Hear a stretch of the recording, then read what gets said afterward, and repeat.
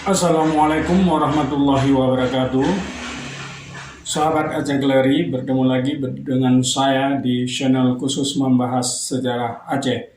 Kali ini kita akan membahas sejarah tentang pembentukan wilayah administrasi Ulay Balang.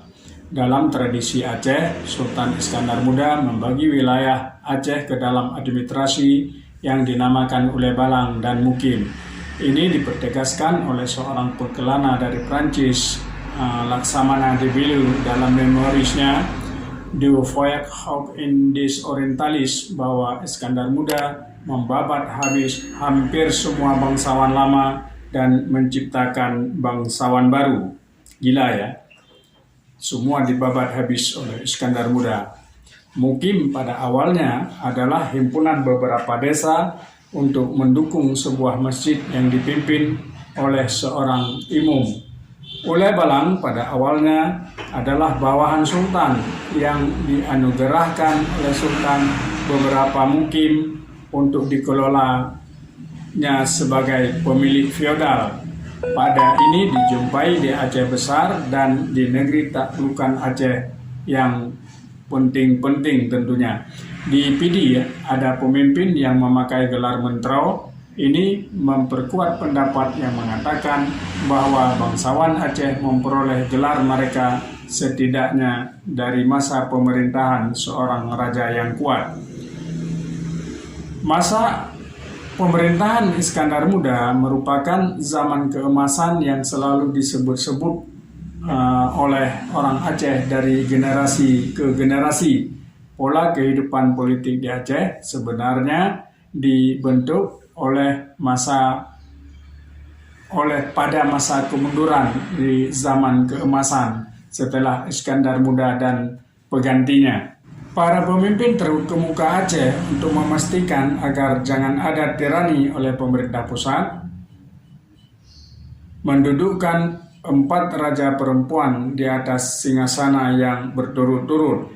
Selama masa raja-raja perempuan itu, sejak tahun 1641 sampai 1699, Kesultanan Aceh menciut menjadi hanya sekedar lambang. Kekuasaannya diakui oleh seluruh orang Aceh, namun kekuasaannya nyata raja hanya dapat dirasakan di pelabuhan saja. Imam, Ulay Balang, mentro, dan pejabat pemerintah lainnya menjadi kepala wilayah turun-temurun yang sekuler. Di Aceh Besar muncul 3 federasi para pemimpin untuk melindungi kepentingan masing-masing. Setiap federasi atau segi hanya dikenal berdasarkan jumlah mukim yang dimiliki saat federasi bersangkutan diresmikan. Misalnya 26 di sisi kanan Sungai Aceh, 25 di sisi kiri, dan 22 di wilayah yang agak jauh ke pedalaman. Ketika Panglima Sagi itu yang pada mulanya diangkat untuk memimpin Sagi dalam berperang, dengan cepat berubah menjadi turun-temurun yang menganggap dirinya menduduki tempat khusus sebagai pengawal kesultanan.